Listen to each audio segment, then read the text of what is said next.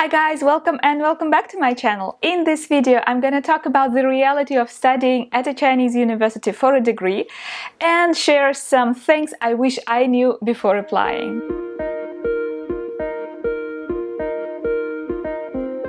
Before we start, I want to briefly describe my personal experience so that you could see whether I am authorized enough to talk on this topic. So I first went to China to study for a non-degree language program. It was an exchange program with my home school in Russia. I had a scholarship, it was completely free for me, and overall I enjoyed the experience. It was very much fun. But to be honest, the teaching was very mediocre and it was a very average school. So when I was offered to go back there to pursue my master's after I graduate from my school in Russia, I decided no, I don't want to return there and I wanted a better school. So I took a gap year, I worked in China for 1 year, and during that year I took my HSK 6 and prepared for a better university.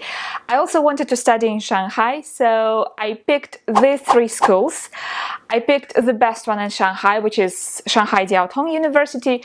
I also picked a medium kind of school, East China Normal University, and also the one which I thought I would definitely get in. It was like my safety net. So after that year, after preparations, I applied to these 3 and I got into East China Normal University, which was the middle one on my choice list. The school ranks about 30th in China, so it's not a bad ranking. And another reason behind that choice was that it is a pedagogical university. It is supposed to be very good at training teachers, so it aligned with my interests and my goals, and I was very happy I got into that school. So after 3 years, masters in China take whole 3 years. I graduated with a degree, with a master's degree in educational management. I studied with a Chinese group in Chinese. I wrote my thesis in Chinese. I defended my thesis in Chinese. And so overall, it was a very immersive experience. Now let's see if it was worth it. This is going to be a very subjective experience, and if you, for some reason, feel differently, there is no need to try and dissuade me just because you feel differently. We're all different, and we may have completely opposite attitudes to one and the same experience. You know, when I made a video about why I left China, there were lots of people saying, yes, I agree with what you say, and I felt similarly, or I felt very much the same. But there were also people saying, oh, you should have married a Chinese guy and then you would have felt differently and wanted to stay in China. And that seems totally ridiculous. I hope nobody suggests I should have married a Chinese professor to make my studies in China more worthwhile. So all in all, I spent 4 years studying at Chinese universities, 1 year for a language program, non-degree program, and 3 years for my master's. And here is what I think about the experience. Let's start with the advantages. Okay, let's be honest, Chinese universities are not that popular as those in the US or in Europe, and many of them are actually going out there to look for international enrollments, which makes it pretty easy to get into a Chinese university. The number of international students and international staff has an impact on the ranking of a university, and Chinese universities are very much concerned with their ranking in China as well as internationally. So many Chinese universities do a lot to attract foreign students. With the exception of a couple good schools like Tsinghua or Beida, it's easy to get into a Chinese university. Besides, there are more and more exchange programs with foreign schools, so your home school may send you to China, which makes the whole experience even easier. Now, if universities in China do not enjoy the same level of prestige or reputation as US or European schools, there is still one thing that makes them increasingly popular, and that is scholarships. Only like 1 out of 10, maybe even 20 people I know who study in China pay for their tuition.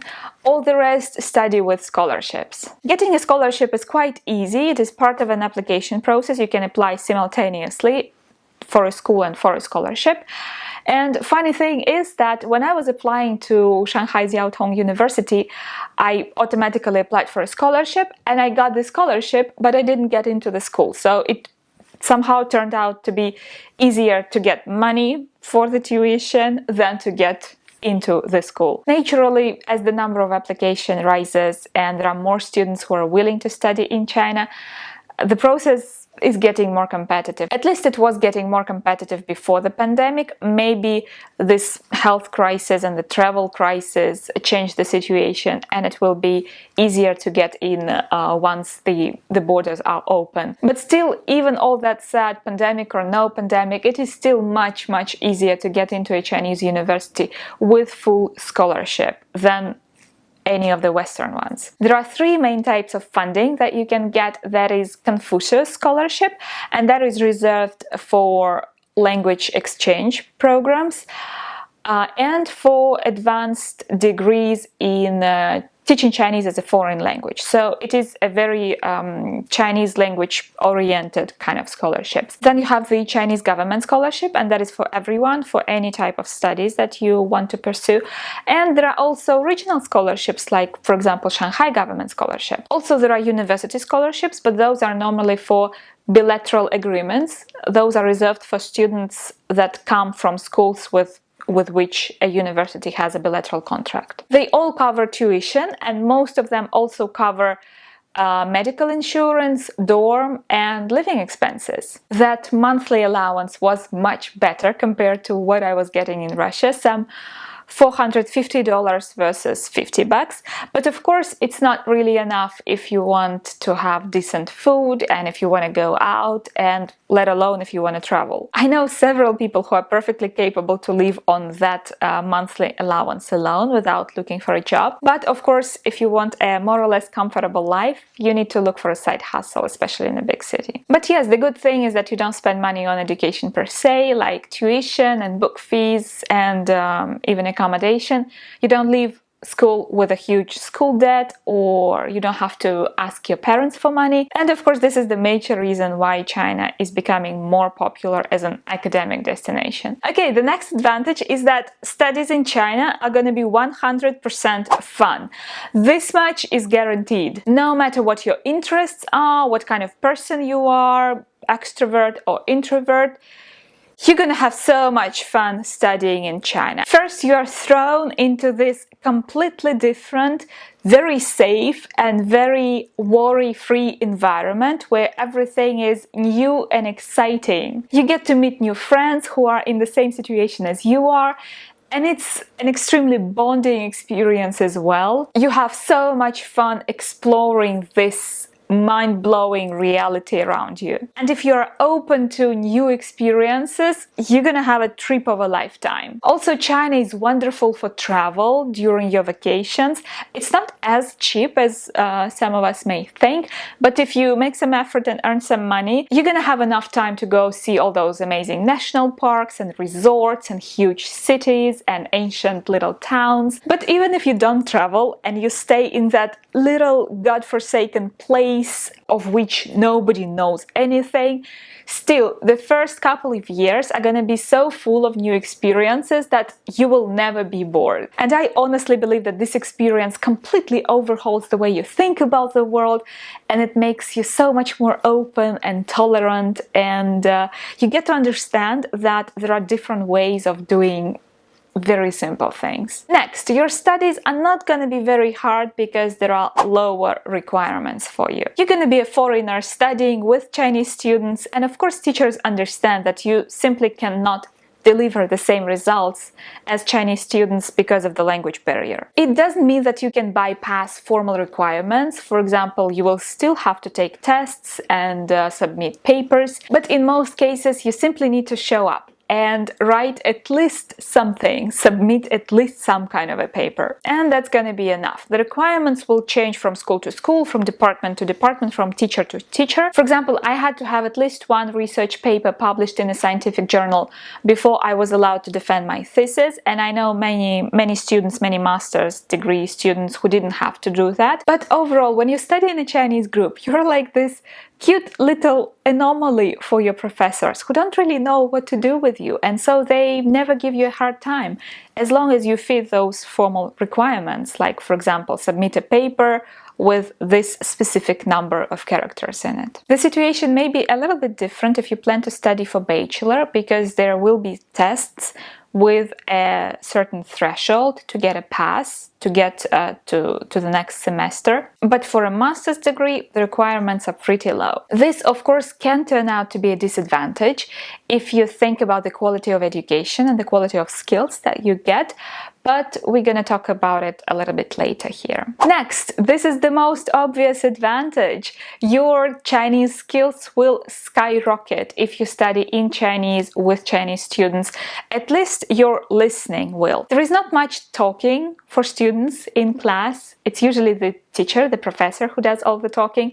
So you will be listening a lot, and your listening comprehension will improve by leaps and bounds. If you try jotting things down, it's going to be very, very challenging at first, because the speech is going to be very fast, but it's perfect practice. Of course, I did it in pinyin at first, but funny thing is that with time you're going to realize that maybe doing it in characters is even handier, because there are so many words that have the same pinyin, or at least a similar pinyin. And then when you try to decode what you wrote in pinyin after the class, it's really difficult. So maybe you want to try practicing taking your notes in characters. Our next advantage is good quality of some subjects. Chinese universities are good to study statistics, chemistry, research methods, and obviously subjects that are native to China, like Chinese medicine and Chinese as a foreign language, Asia studies, for example. Generally speaking, subjects that require a lot of grind and self-practice will be a good pick if you plan to study in China. Next advantage, a university is a great stepping stone to get connections, to build your network, to feel the ground if you want to stay in China long term. It's like any other place, right? If you want to settle down, you need a solid network. And of course, your classmates and your group mates are always the level 1 connections, and many initial job offers comes through them. Also, if you do some English teaching, your adult students or parents of your younger students can become very reliable friends as well. And generally speaking, it's not that difficult to build that kind of half business-like, half friendship network. People are generally very open to it. So if you get a job in China, most likely it's going to be through those connections, through classmates, friends of friends, some recommendations. So job search will also definitely go into this column. If you're planning to build a career in China, or at least started in China, university is a great place to start. I have a lot of friends whose sole purpose of going to study in China was to use this time to find a job, and it's much easier once you're in. Now let's move to the more interesting part, the cons. Number 1, the classes are boring. Most of the time classes at a Chinese university look like this: teacher talking, students listening, trying to stay awake, maybe writing something down. After the classes, students will go to the library, stay there until it closes, write their paper, then they will submit it, and pretty much never say a word in class, never interacting with the teacher in class. They will compile different studies, different research papers into their final paper, submit it, get their score, and move on. It makes sense because of the big size of the groups, but it doesn't sound like quality teaching or quality learning. In top-tier universities, a student-centered approach is becoming more common, or at least is starting to become common, especially when the professors go abroad and there is lots of international staff in the university, and the school has some international ranking. It may use some more contemporary methods. In my school at ECNU, for example, there were a couple of younger teachers who would step down from their tribune and engage with the students, discuss something with the students, ask questions. But overall, with very few exceptions, classes are very boring. There is little discussion, little creative thinking, no debates whatsoever, so studies are not fun. If you couple it with the fact that it's all in Chinese, for you, it becomes like hours 4-6 hours of Chinese listening non-stop, and even for nerds like me that doesn't sound very exciting. Next, as a foreign student at a Chinese university, you are very unlikely to learn any real tangible skills or get deep, profound knowledge. I understand that I am stepping on the minefield when I talk about this, and many will disagree. Of course, Chinese students will disagree, but I'm gonna say it anyway, and again, I judge from my own personal experience. A school in China is traditionally a place where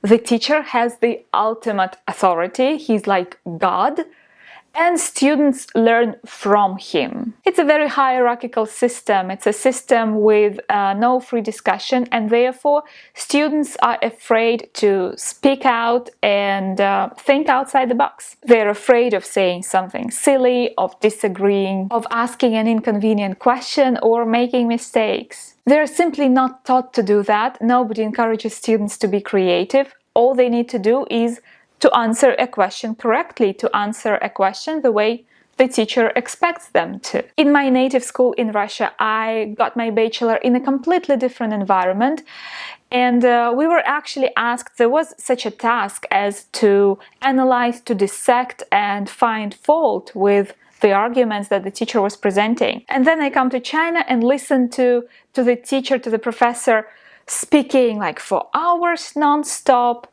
and well, that was not my idea of a good quality education. So if your goal is to learn professional skills and to get the most out of your university years, pick your school wisely. Another thing why you won't learn much is, of course, the language barrier. It's extremely hard to get new skills and get deep knowledge when all your classes are in Chinese. No matter how good your Chinese is, 99% of the time it's not gonna be enough to get the subject matter. There are differences, of course, in majors for a more hands-on subjects.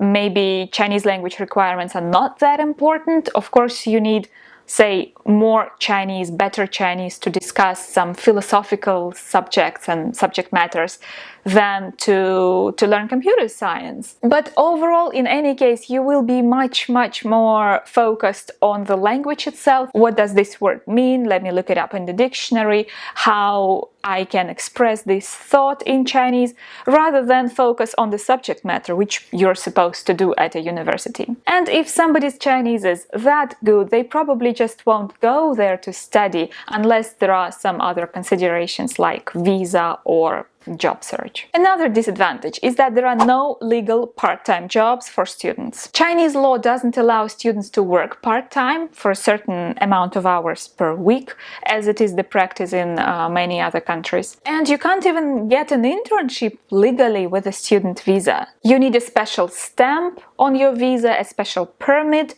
to get a non-paid internship, which means that any money that you make during your studies is illegal income. It's true that most students do English teaching, they do product audit or maybe some other side hustles, but it's important to know that they do it at their own risks, and it's important to understand the consequences of being caught before you actually start doing it. So if you are considering to study in China, especially for several years, think wisely and strategically. Think further what your long-term goals are. If you want to build a career in China and you need very good Chinese for that, you need networking, then yes, a Chinese university is a very good place to start. But if you don't want to stay in China long term, remember that there is such a thing as opportunity cost. And if your goal is to get professional competence, and if your future career depends greatly on your academic credentials, maybe you will be better off choosing a university that will give you most for the time and effort that you invest. And unfortunately, most of the time, for now, there is not a Chinese university. Okay, thanks for watching. Comment below what you think. If you studied in China, what you think about the quality of education that you got, whether it was worth it. And I'll see you next time. 谢谢大家耐心观看，下次再见，拜拜。